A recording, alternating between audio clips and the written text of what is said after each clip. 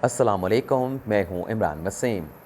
नाज़रीन, आज 2 जुलाई है, दिन है हफ्ते का और साल 2022। आज के प्रोग्राम में 4 बड़ी ख़बरें आप नाज़रीन के साथ शेयर करेंगे। चूँकि चारों ख़बरों की जो हेडलाइंस हैं, जो टाइटल्स हैं, वो थंबनेल पे आप तमाम नाज़रीन पढ़ चुके हैं।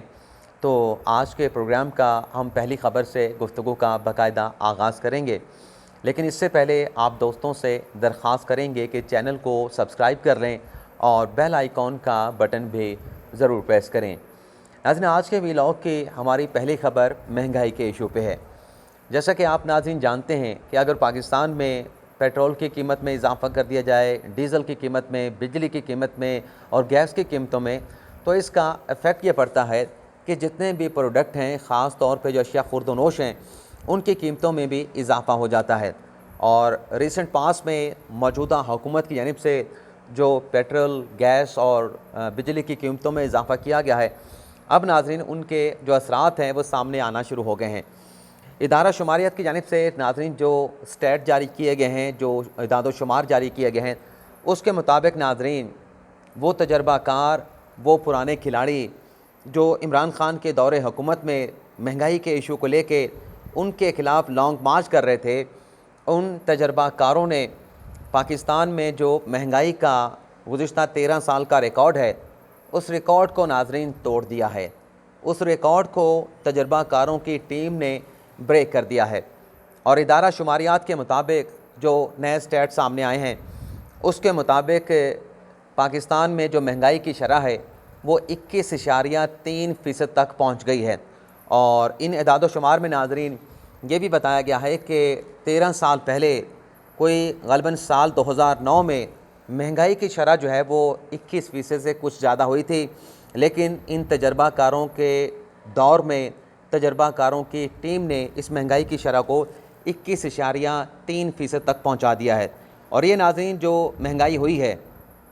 ये महंगाई का भी इख्तिताम नहीं हुआ, क्योंकि अभी भी जो हुकूमत ने IMF के साथ मुआहिदा किया है, उस मुआहिदे के नतीजे में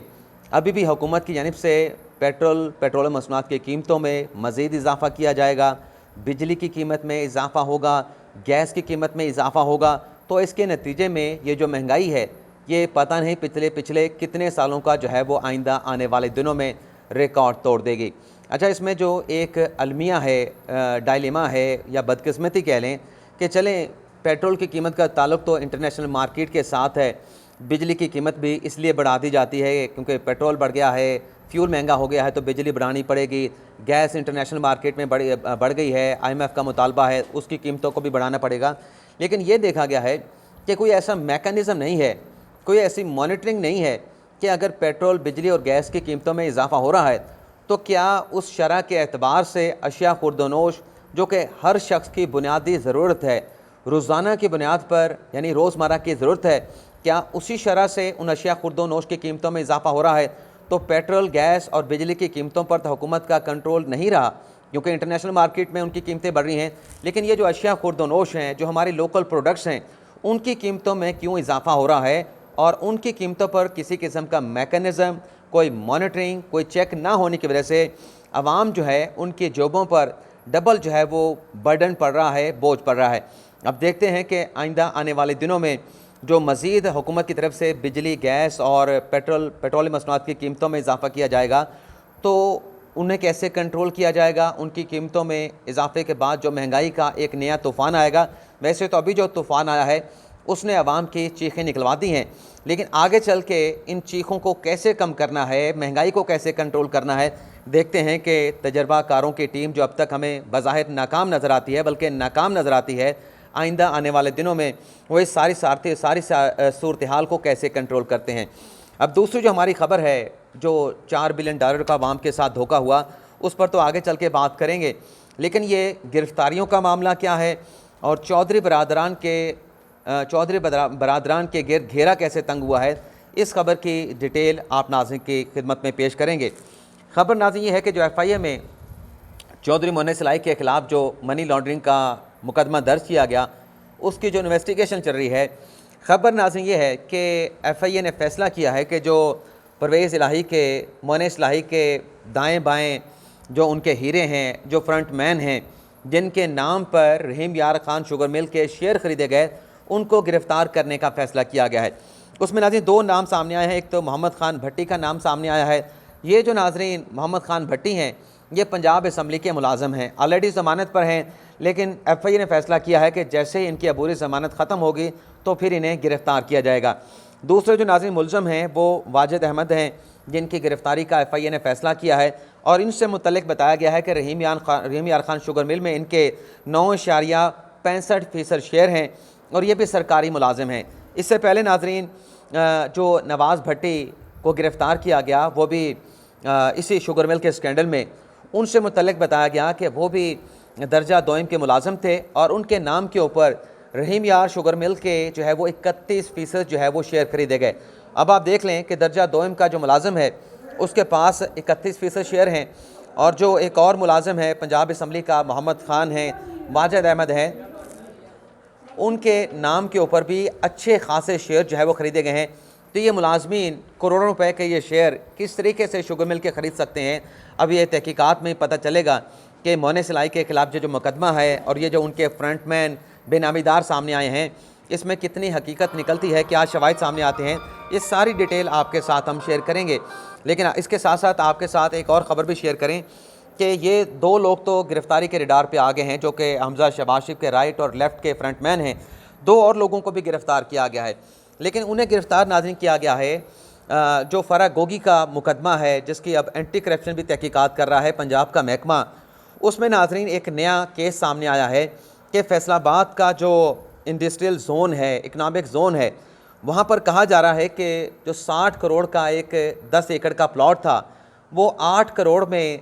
उस इंडस्ट्रियल जोन में फ़रा गोगी को जो है, जो कि साबिक़ ख़ातून अव्वल की करीबी दोस्त हैं, बल्कि बहन बनी हुई हैं, उन्हें जो है वो 60 करोड़ का जो प्लॉट है वो 8 करोड़ में अलॉट कर दिया गया। और उसमें बताया गया है कि फैसलाबाद इकनॉमिक जोन के जो साबिक़ चीफ़ एग्जीक्यूटिव ऑफिसर थे, उनका नाम है राना यूसुफ, उन्हें गिरफ़्तार कर लिया गया है। और जो सेक्रेटरी स्पेशल जोन कमेटी के जो सेक्रेटरी थे स्पेशल जोन कमेटी के मकसूद अहमद, उन्हें भी गिरफ़्तार कर लिया गया है। और इल्ज़ाम यह लगाया गया है कि एक तो तरीक़ाकार के मुताबिक कीमत के ऊपर ये प्लॉट जो है वो अलॉट किया गया और जो 2 अरब रुपये की गारंटी मांगी गई थी, वो भी एक फ़ेक गारंटी जो है फ़रा गोगी के जो हस्बैंड हैं एहसन जमील गुजर, उनकी जानिब से इकनॉमिक जोन को जो है वो जमा करवाई गई थी। ये ख़बरें आपके साथ हमने शेयर की। अब आ जाते हैं आज की हमारी जो दो बड़ी ख़बरें हैं कि शहबाज शरीफ की जो वज़ारत उस्मा है वो कैसे रडार पे आई है।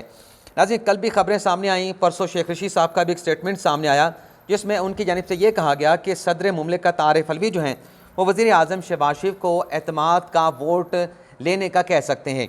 इसी बात को, इसी ख़बर को अंसार अब्बासी साहब ने अपने नाम के साथ पब्लिश किया, जिसमें उन्होंने तस्दीक की कि मेरी इस खबर की जब मैंने फवाद चौधरी से रब्ता किया कि क्या ऐसा हो सकता है कि PTI के कहने के ऊपर सदर मुमलिकत आइंदा आने वाले चंद हफ्तों में शहबाज शरीफ को कौमी असम्बली से एतमाद का वोट अक्सरियत साबित करने का कह सकते हैं, तो इस बात की फवाद चौधरी की तरफ से जो है वो तस्दीक की गई कि जी हाँ बिल्कुल ऐसा हो सकता है। अच्छा,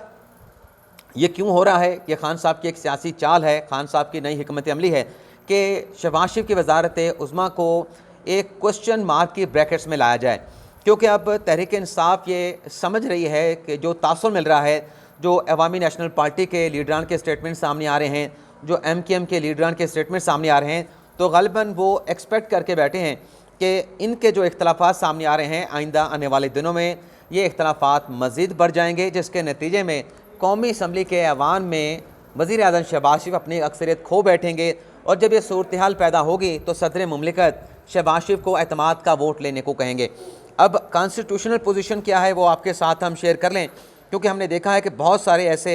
व्लॉगर्स हैं, हमारे साथी दोस्त हैं, जो आवाम को ट्रक की बत्ती के पीछे लगा देते हैं कि वज़ीर आज़म आज गया, वज़ीर आला आज चला गया, और कल आप देख लें कि सुप्रीम कोर्ट में जो फ़ैसला हुआ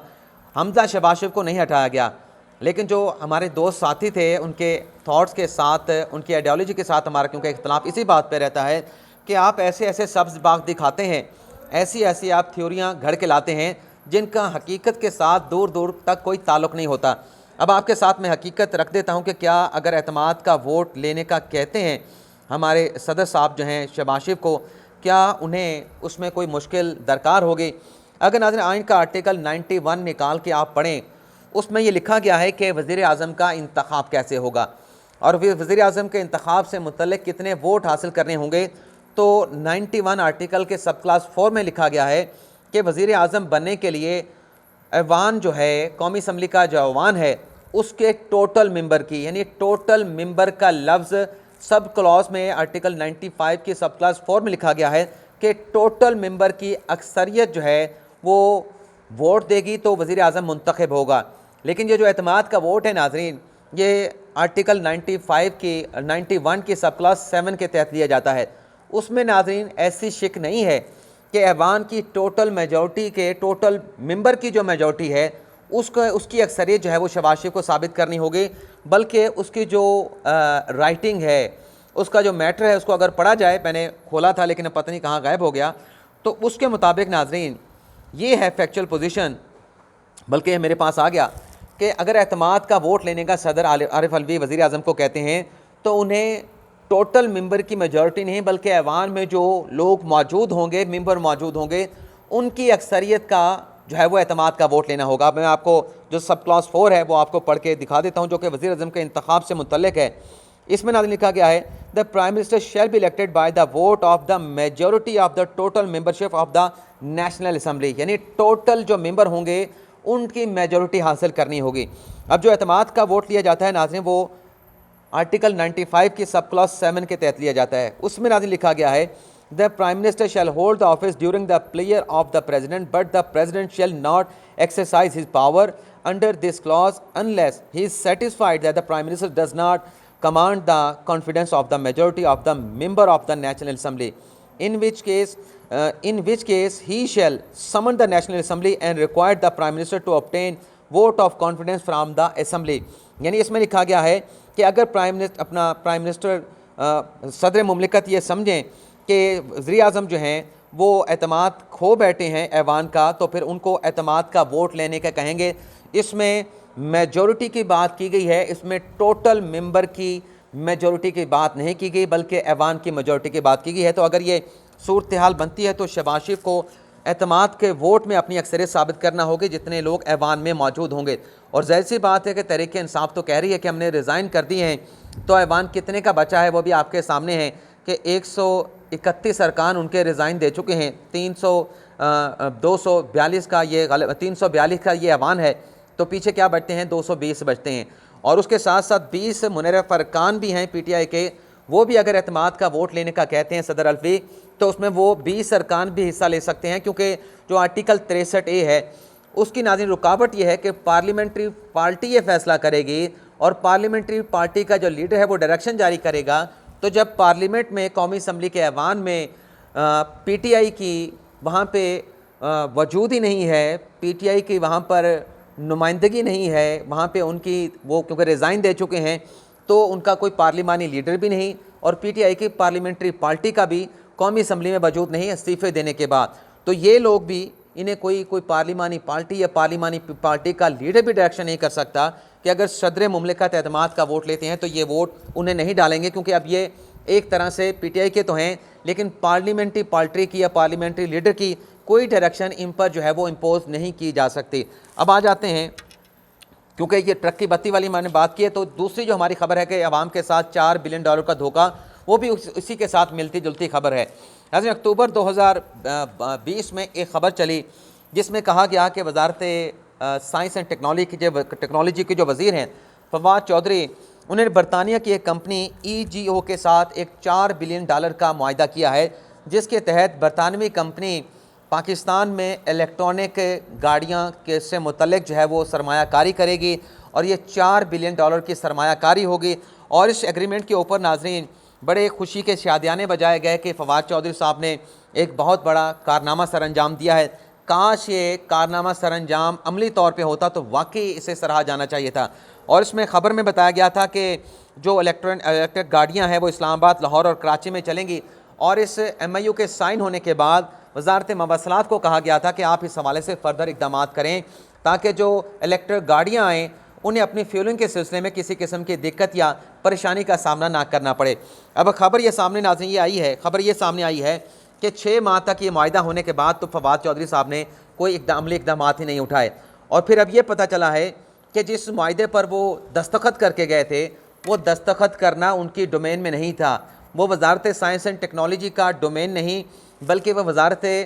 सनत व पैदावार एंड प्रोडक्शन का डोमेन था, और उससे बाला बाला ये मुआहदा कर लिया गया। अब वो जो कंपनी है जिसके साथ मुआहदा हुआ वो बार बार खतूत लिख रही है, लेकिन ये मामला किसी करवट नहीं बैठ रहा। अब देखते हैं कि वो कंपनी तो इंटरेस्टेड है, दिलचस्पी रखती है, मौजूदा हुकूमत दौरे हुकूमत में क्या उस कंपनी के साथ मामलात को, उस MIU को वजारत सनत व पैदावार के प्लेटफार्म से दोबारा से दस्तखत किए जाते हैं, सिग्नेचर किए जाते हैं, क्या इक़दाम उठाए जाते हैं, ये तो आइंदा आने वाले दिनों में पता चलेगा। लेकिन फवाद चौधरी साहब जो एक उम्मीद आवाम को $4 बिलियन की फ़ौरन डायरेक्ट इन्वेस्टमेंट की लगा के गए थे, वो महज आवाम के साथ धोखा था। कोई इकदाम नहीं उठाए गए, प्रैक्टिकल स्टेप नहीं लिए गए, सिर्फ खबर चल गई और आवाम खुश हो गए। और अब हकीकत सामने आई है कि उनका डोमेन ही नहीं था कि ऐसे किसी मुआहदे पर वो दस्तखत कर सकते। तो ये नाज़रीन आज का हमारा व्लॉग। आपसे इजाज़त चाहने से पहले आज सुप्रीम कोर्ट ने कल जो हमज़ा शहबाज शरीफ की वजारत आला से मुतल्लिक़, पंजाब की वजारत आला के इलेक्शन से मुतल्लिक़ जो हुक्म दिया है, आज सुप्रीम कोर्ट उसका तहरीरी फ़ैसला जारी करेगी। तो जैसे ये तहरीरी फ़ैसला जारी होगा इसकी डिटेल भी आपके साथ हम शेयर करेंगे। फ़िलहाल आपसे इजाज़त चाहते हैं। अल्लाह ताला हम सब का हामी नासिर हो। दुआ में याद रखिएगा। अल्लाह हाफ़िज़।